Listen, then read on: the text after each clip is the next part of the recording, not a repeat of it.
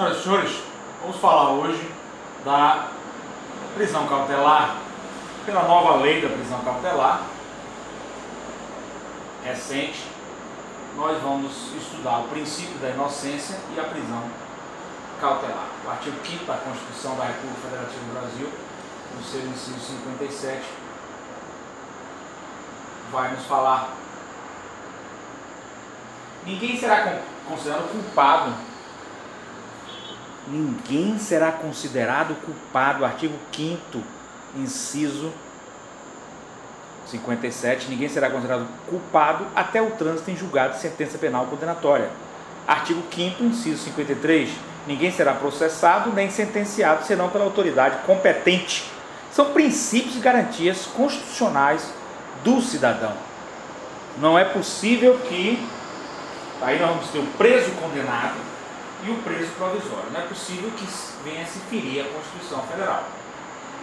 Então a prisão cautelar é uma exceção, que a regra é a liberdade enquanto se julga, evidentemente. Direito à ampla defesa. O artigo 5º, inciso 54, nos diz: ninguém será privado da liberdade ou de seus bens sem o devido processo legal. Então, do exposto, linhas acima, podemos concluir que a liberdade antes do trânsito em julgado é a regra, e a exceção é a prisão cautelar. Exceção quando o réu for de periculosidade, quando oferecer perigo à instrução processual, ameaçar testemunhas e outros. Fora disso, ele tem que responder em liberdade. Prisão cautelar é exceção. Artigos 5º, incisos 54 e 55 da Constituição Federal de 88. Ninguém será privado da liberdade e seus bens sem devido processo legal. E aos litigantes em processo judicial administrativo e aos acusados em geral são assegurados o contraditório e a ampla defesa com os meios e recursos a ela inerentes à ampla defesa, né? Então, ampla defesa técnica por intermédio de advogado, da liberdade provisória. Está surgindo um grande problema para os crimes inafiançáveis, né? O que existe é que a liberdade provisória, ela pode ser concedida mesmo para aqueles crimes que sejam inafiançáveis, que não possa ser oferecida fiança. E como é isso? Como funciona? Artigo 5º, inciso 66 da Constituição Federal. Ninguém será levado à prisão, nela mantido, quando a lei admitir a liberdade provisória com ou sem fiança. Não é? Sem fiança é a liberdade provisória vinculada a compromisso. Comparecer a todos os atos processuais quando chamado. Se tratando de réu primário, bons antecedentes, residência fixa, tem o direito de responder em liberdade. Né?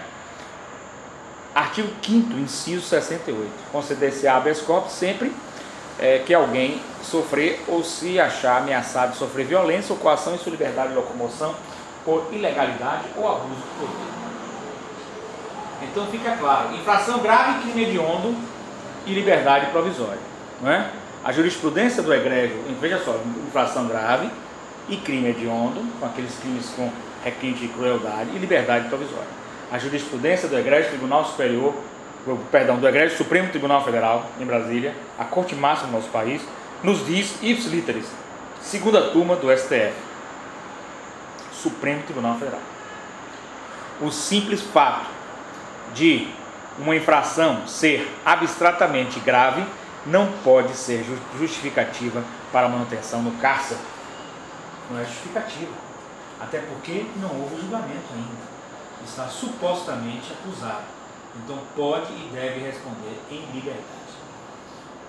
Evidentemente, tendo residência fixa, bons antecedentes, réu primário, maior motivo ainda para que isso ocorra.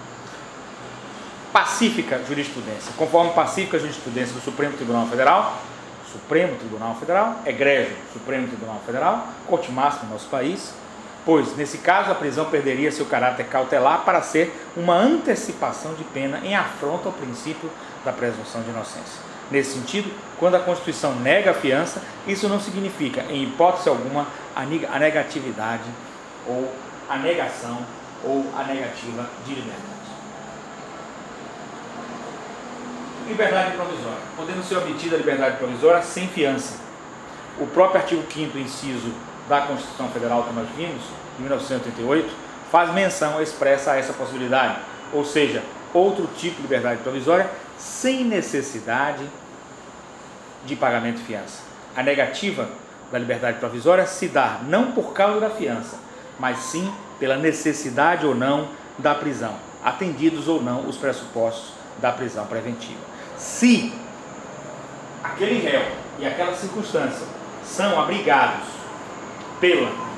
pelos pressupostos da prisão preventiva, aí sim se declara a prisão cautelar antes do trânsito julgado. Fora disso, pode ser dada, poder-se-á ser dada a todo o cidadão o direito de responder em liberdade e o direito à liberdade provisória, inclusive com medidas cautelares que o juiz poderá articular, inclusive em conjunto. Liberdade provisória vinculada a compromisso, significa comparecimento a todos os atos processuais quando chamado, com advogado constituído. E mais ainda, comparecimento periódico para que informe as suas atividades em juízo. Prisão cautelar. O próprio artigo 310, do Código de Processo Penal, CPP, já concede a liberdade provisória mesmo em infrações inafiançáveis. Basta, para tanto, que não seja o caso da prisão preventiva. No caso em tela, não existiu a arma do crime. O caso que nós estamos trabalhando é de um rapaz que foi preso supostamente por homicídio inicialmente, posteriormente por latrocínio, mas não se acha a arma do crime em poder do réu, não existiu nenhum produto de roubo em poder do réu. Como se pode falar em homicídio ou latrocínio? É impossível. Isso não há nenhuma possibilidade disso ocorrer. É um caso concreto, é seu programa, seu caso no ar, sem dar o nome das partes. É isso que nós estamos falando. Falta de pressuposto da prisão preventiva. Aqui se demonstra cabalmente, nesse caso desse rapaz, que falta um dos pressupostos da prisão preventiva, qual seja, indícios de autoria. Não existe nenhum indício de autoria delitiva. Flagrante foi relaxado para outro réu que supostamente teria praticado o mesmo delito.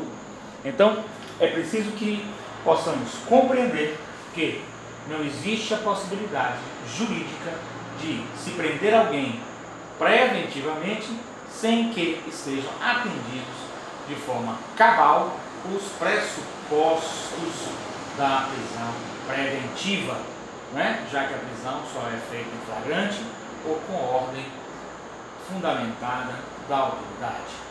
Voltamos também à questão de que ninguém será julgado nem sentenciado senão pela autoridade competente, não competência com o sentido de saber fazer bem o seu ofício, mas a competência territorial. Cada município, cada estado tem uma competência territorial. Assim, estamos trabalhando forte, já publicamos um livro DVD da nossa coleção que fala sobre a questão do caso Misael Bispo de Souza. Não adentro ao mérito, mas categoricamente digo que não há possibilidade jurídica da prisão dele, posto que foi decretado por o juiz que está no município de Guarulhos. E o município competente é o de Nazaré Paulista, porque o corpo foi encontrado em Nazaré Paulista. O inquérito foi iniciado em Guarulhos quando ela desapareceu. Sim, está certo. Posteriormente, com o aparecimento do corpo em Nazaré Paulista, deveria ter sido remetido para Nazaré Paulista. Aí sim,